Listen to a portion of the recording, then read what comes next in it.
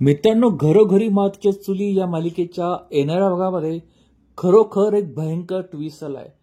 मायाचं एक रहस्य ऐश्वर्याला कळालंय आणि ते ऐकून तुम्ही पण आश्चर्यचकित व्हाल.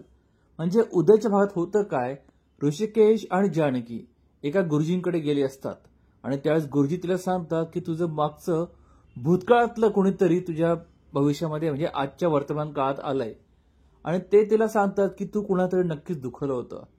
आणि मग तिला डोळे बंद करून ते आठवायला सांगतात. एका कागदावर ते नाव लिहायला सांगतात आणि मग ती डोळे मिटते आणि काहीतरी मंगळसूत्रावर तिला दिसतं.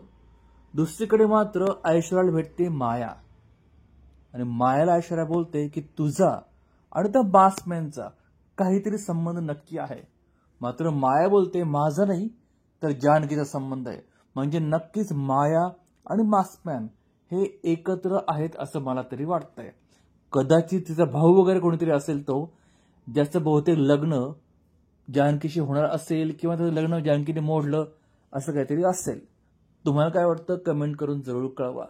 आणि मग होतं काय, जिकडे जानकीने डोळे मिटून काहीतरी नाव लिहिलं असतं आणि ते नाव लिहिल्यानंतर किंवा ते खून बघितल्यानंतर ऋषिकेश आणि जानकी दोघेही आश्चर्यचकित होत म्हणतात म्हणजे तो परत आलाय. आता नक्की कोण परत आलाय आणि त्याचं जानकीने काय वाकड केलं होतं आपल्याला ते पुढच्या भागात कळेलच. पण पुढच्या भागाचा व्हॉइस ओव्हर रिव्ह्यू ऐकण्यासाठी चॅनल सबस्क्राईब करा, बेल आयकॉन प्रेस करा. तुम्हाला काय वाटतं मायाचं नक्की त्या मास्कमॅनशी काय संबंध आहे कमेंट करून कळवा. व्हिडिओ आवडला असेल लाईक आणि शेअर करा. भेटूया पुढच्या भागात. तोपर्यंत काळजी घ्या.